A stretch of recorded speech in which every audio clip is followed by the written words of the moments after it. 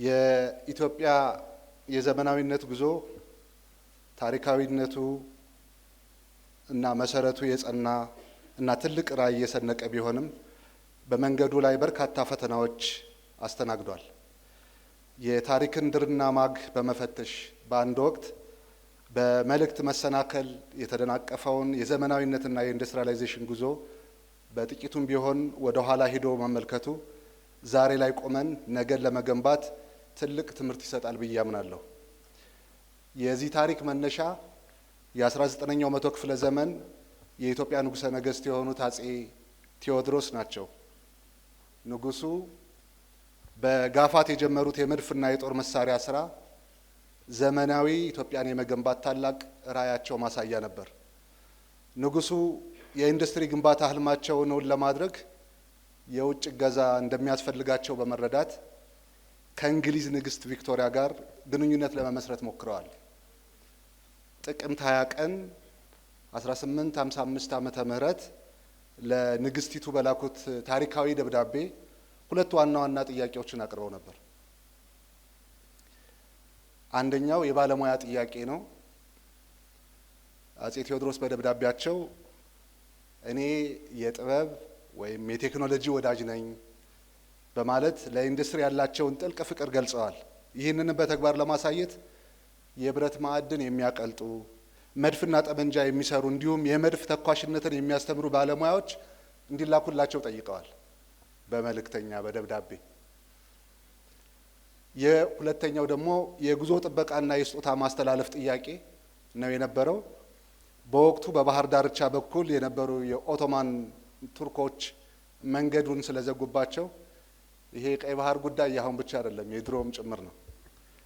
ወደ እንግሊዝ የሚልኳቸው መልእክተኞች ጥበቃ እንዲደረግላቸው እና የላኩት ስጦታም በሰላም እንዲደርስላቸው ጥያቄ ያቀረቡበት ደብዳቤ ነበር፣ መልእክት ነበር።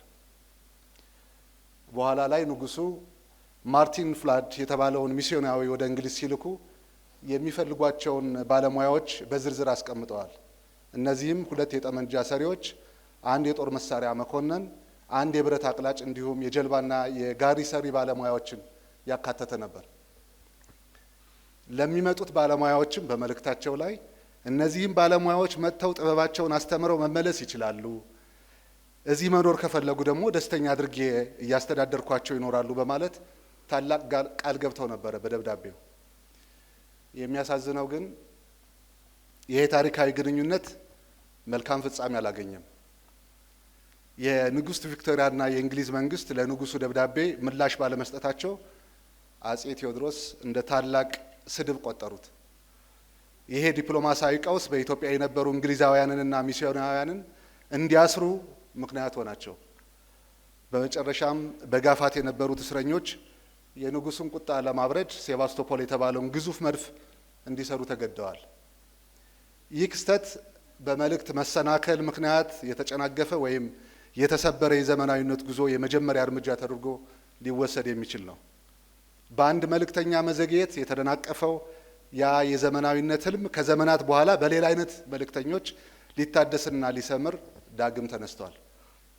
ክቡራትና ክቡራን፣ የታደሰው ለውጥ ጉዞ ከባህላዊ ፖስታ እስከ ዲጂታል ኢትዮጵያ ስትራቴጂ የአጼ ቴዎድሮስ የኢንዱስትሪያላይዜሽን አብዮት በወቅቱ ገጥሞት ከነበረው የታሪክ ስብራት በመነሳት ኢትዮጵያ ያንን የተቋረጠ ጉዞ ለማስቀጠል ተቋማዊ የግንኙነት ስርዓቷን በሂደት መገንባት ጀመረች።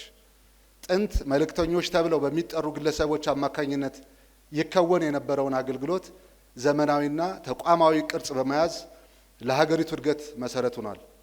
በጊዜው ዘመናዊቷን ኢትዮጵያ ለመፍጠር ያደርጉ ከነበሩ ጥረቶች እና ከተዋወቁ ዘመነኛ ፈርቀዳጅ አገልግሎቶች መካከል የፖስታ አገልግሎት ተጠቃሽ ሲሆን ታሪካዊ እድገቱን ለአፍታም ቢሆን መጥቀሱ የሀገራችን ታላቅነት በጨረፍታም ቢሆን ያስመለክታል።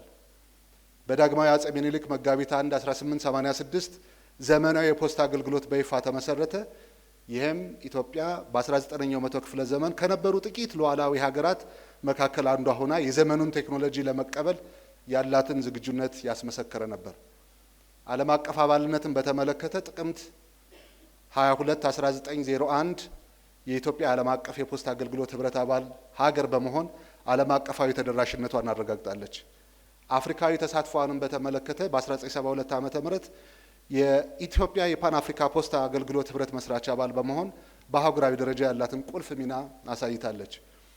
ይህ የ131 ዓመታት የጸና ተቋማዊ ጉዞ ዛሬ ለምንገነባው የዲጂታል ኢኮኖሚ የማዕዘን ድንጋይ ሆኖ እያገለገለ ይገኛል። መንግስታችን ይህን ታሪካዊ መሰረት ይዞ ወደፊት ለመራመድ ዲጂታል ኢትዮጵያ የተሰኙ ሁለት ተከታታይና ታላላቅ ስትራቴጂዎችን ቀርጾ ወደ ተግባር ገብቷል። የመጀመሪያው ዲጂታል ኢትዮጵያ 2025 ስትራቴጂ የመሰረተ ልማትና የዲጂታል አቅምን መሰረቶችን በመጣል በስኬት የተጠናቀቀ ሲሆን አሁን ደግሞ ይህንን መሰረት ወደ ተጨባጭ የኢኮኖሚ ለውጥ የምንቀይርበትን የዲጂታል ኢትዮጵያ 2030 ስትራቴጂ በይፋ ጀምረናል። ይህ ስትራቴጂ አራት ዋና ዋና ዓላማዎች አሉት።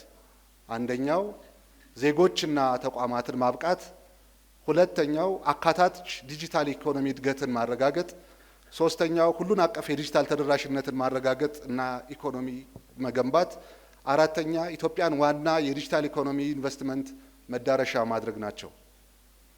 የዘመኑ መልእክተኞች የፖስታ ገበያና የቨርቹዋል ፖስታ ሳጥን እነዚህ መተግበሪያዎች አጼ ቴዎድሮስ ከዘመናት በኋላ የጠየቋቸውን የጥበብ መሳሪያዎች በዘመናዊ መልኩ ይዘውልን የመጡ የዛሬዎቹ መልእክተኞች ናቸው።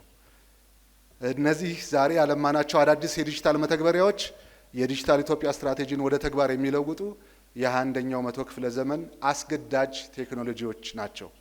በተለይ የፖስታ ገበያ የተሰኘው የኢኮመርስ ፕላትፎርም የሀገራችንን የኢንዱስትሪያላይዜሽን ጉዞ ለማሳለጥና ታሪካዊ የብልጽግና ራዕያችንን እውን ለማድረግ የማይተካ ሚና ይጫወታል። ይህ ዲጂታል ፕላትፎርም የኢንተርፕራይዞችን የገበያ መሰናክሎች በመቅረፍና ተወዳዳሪነትን በማሳደግ የጀመርነውን የኢትዮጵያ ታምርት ጉዞ ከዳር ለማድረስ የሚኖረው ድርሻ በአጭሩ ለማሳየት ያክል አንደኛው የገበያ ተደራሽነትን ከማስፋት አንጻር ይህ የዲጂታል መገበያያ አማራጭ አነስተኛና መካከለኛ ኢንተርፕራይዞች ምርቶቻቸውን ለሀገር ውስጥና ለዓለም አቀፍ ገበያ በቀላሉ እንዲያቀርቡ የሚያስችላቸው ሲሆን ይህም ከዚህ ቀደም በቦታና በጊዜ ተወስኖ የነበረውን የገበያ አማራጭ በማስፋት አምራቾች ከተለያዩ ዓለም አቀፍ አካባቢዎች ካሉ ደንበኞች ጋር በቀጥታ እንዲገናኙ ያደርጋል። የግብይት ወጫቸውንም ይቀንሳል። ሁለተኛው የሎጂስቲክ ወጪን መቀነስ ነው።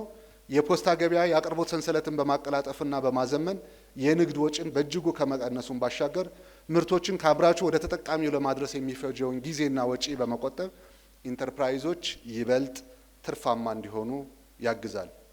ሶስተኛው የምርትን ጥራት ማሳደግና ሜዲን ኢትዮጵያ ከማስተዋወቅ አኳያ ይህ ዲጂታል ፕላትፎርም የጥራት ቁጥጥር መስፈርቶችን እንዲሁም የተጠቃሚዎችን ግብረ መልስ በማካተት ሜዲን ኢትዮጵያ የሚለውን ስያሜ ወይንም ብራንድ ከብዛት ባለፈ የጥራትና የታማኝነት ማህተም እንዲሆን ያደርገዋል።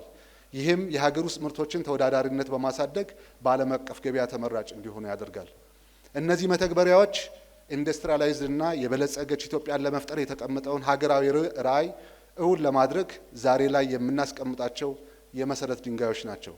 ስለሆነም እነዚህ ታላላቅ የቴክኖሎጂ ፈጠራዎች ስኬታማ እንዲሆኑ የተጠቃሚዎችን በተለይ አነስተኛና መካከለኛ ኢንተርፕራይዞችን ቁርጠኝነትና ተሳትፎ በእጅጉ ይጠይቃል። ክቡራትና ክቡራን የአነስተኛና መካከለኛ ኢንተርፕራይዝ ባለቤቶችና አንቀሳቃሾች በተለይ ይህ የዲጂታል ገበያ ፕላትፎርም ለእናንተ የተዘጋጀ ታላቅ እድል ነው። ከእናንተ የሚጠበቀው ቁልፍ ኃላፊነት የዓለም ገበያ ደረጃን የሚመጥኑ ጥራት ያላቸው ምርቶችን ማቅረብና ይህንን እድል በአግባቡ መጠቀም ነው። ለዚህም መንግስት ከጎናችሁ ሆኖ አስፈላጊውን ድጋፍ ያደርጋል። በተለይም የኢትዮጵያ ፖስታና የኢትዮጵያ ኢንተርፕራይዝ ልማት ተቋማት ከጎናችሁ በመሆን ድጋፍ እንደሚያደርጉላችሁ በዚሁ አጋጣሚ ላረጋግጥላችሁ እወዳለሁ። በመጨረሻም እነዚህን አዳዲስ ዲጂታል መተግበሪያዎች በአንድ ወቅት ላይ ተሰብሮ የነበረውን የሀገራችን የዘመናዊነትና የኢንዱስትሪያላይዜሽን እድገት ጉዞ ከዘመኑ አስገዳጅ ሁኔታ ከሆነው የዲጂታላይዜሽን ጋር በማስተሳሰር ስብራቱን በመጠገን ለወጣቶች ሰፊ የስራ ዕድል በመፍጠርና ሁሉን አቀፍ ብልጽግናን በማረጋገጥ የጎላ ሚና እንደሚጫወት ጽኑ እምነት አለኝ። ይሄ መተግበሪያ እውን እንዲሆን በማድረግ ወርልድ ባንክ፣ የኢትዮጵያ ኢንተርፕራይዞች ልማት ድርጅት፣ የፖስታ አገልግሎት ለነበራቸው ትልቅ አስተዋጽኦ በኢንዱስትሪ ሚኒስቴርና በራሴ ስም በዚህ አጋጣሚ ከፍ ያለ ምስጋና ላቀርብላቸው እወዳለሁ። በዚሁ መሰረት የቨርቹዋል ፖስታ ሳጥንና የፖስታ ገበያ ዲጂታል መተግበሪያዎች በይፋ ወደ ስራ መግባታቸውን አበስራለሁ። በጣም አመሰግናለሁ።